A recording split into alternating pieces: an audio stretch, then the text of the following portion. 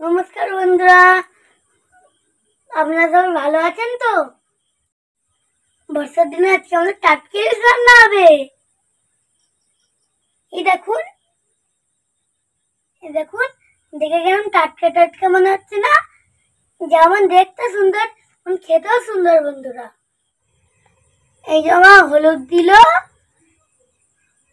এই যে মা লবণ দিল, এবার মা মাছে মিশিয়ে রাখলো।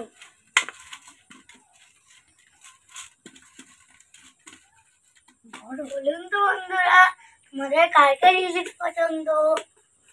পোস্তটা প্রথমে বেটে নেবে। এদিকে মা কাঁচা লঙ্কাটা সর্ষে ভিজিয়ে রেখেছে।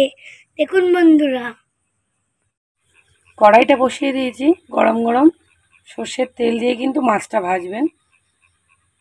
ইলিশ মাছে সবসময় সর্ষের তেল ব্যবহার করার চেষ্টা করবেন। তেলটা কড়াইতে গরম হয়ে গেছে, একটু নাড়াচাড়া করে তেলটা ছড়িয়ে নিতে হবে। তারপরে আমি ইলিশ মাছটা ভেজে নেব। মাছটা কিন্তু খুব হালকা করে ভাজতে হবে, শ্যালো ফ্রাই যেটাকে বলে ওরকম করতে হবে। খুব বেশি ডিপ ফ্রাই করলে কিন্তু ইলিশ মাছের টেস্টটাই নষ্ট হয়ে যায়। ইলিশ মাছগুলো কিন্তু বন্ধুরা ভাজা হয়ে গেছে। এবারে ওই তেলের মধ্যে দিয়ে দিচ্ছি শুকনো লঙ্কা, কালো জিরে আর একটু চিনি দিয়ে কিন্তু একটু নাড়াচাড়া করে নিতে হবে। চিনি তেলের উপর দিয়ে দেখবেন একটু ক্যারামেলের সৃষ্টি হয় আর একটু সুন্দর রং আসে। যেহেতু ইলিশ মাছ খুব বেশি মশলা ব্যবহার করা যাবে না, যত হালকা করবেন ততই খেতে সুন্দর হবে। হালকা পাতলা করলে ইলিশ মাছ কিন্তু খেতে ভালো লাগে। বেশি মশলা দিলে ইলিশের যে একটা সুগন্ধ সেটা কিন্তু নষ্ট হয়ে যায়। এবার বেটে রাখা সর্ষে কাঁচা লঙ্কার পেস্টটা আমি একটু ছেঁকুনির সাহায্যে ছেঁকে নিয়েছি, সেটাই দিয়ে দেব। কিন্তু রান্না আমার কমপ্লিট। দেখুন, এত সহজেই এই ইলিশ সর্ষেটা আপনারা বানিয়ে ফেলতে পারবেন, কল্পনাই করতে পারছেন না। 2-5 মিনিটের মধ্যেই গরম গরম একদম রেডি হয়ে যাবে। এবারে পোস্ত বাটাটা দিয়ে দিচ্ছি, হালকা এটাকে ফুটিয়ে নিয়েই মাছগুলো দিয়ে দেব।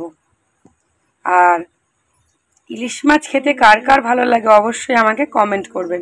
ইলিশের আরও অন্যান্য রেসিপি জানার জন্যে বা দেখার জন্যে অবশ্যই আমাকে কমেন্টের মাধ্যমে বলবেন। এবার একটু লবণ দিয়ে দেব, সামান্য হলুদের গুঁড়ো। দেখুন ফুটতে কিন্তু আরম্ভ করেছে। এবারে ভেজে রাখা মাছটা কিন্তু দিয়ে দিতে হবে। খুব বেশি গামাখা গামাখা হবে না, খুব বেশি পাতলাও হবে না, মোটামুটি হালকা যে সর্ষে পোস্ত ইলিশ সেই রকমই করবো আজকে। এবারে ইলিশ মাছটা দিয়ে দেব। আহ, কি সুন্দর একটা সুগন্ধ বেরিয়েছে বন্ধুরা। আজকে কিন্তু রাতটা একদম জমে যাবে। গরম গরম সর্ষে ইলিশ, সাথে গরম গরম ধোঁয়া ওঠা ভাত। ভিডিওটা কেমন লাগলো অবশ্যই বলবেন। এইবারে গরম গরম ভাতের সঙ্গে কিন্তু ইলিশ সর্ষেটা আমি পরিবেশন করব। দেখুন বন্ধুরা, একদম ফুটে কিন্তু রেডি। একটা কাঁচা লঙ্কা কিন্তু চিড়ে আমি দিয়ে দিয়েছি, হালকা কাঁচা লঙ্কার ফ্লেভারটাও আসবে। একদম গরম গরম ভাতের সঙ্গে পরিবেশন করবো। আহা, কেমন লাগছে বন্ধুরা?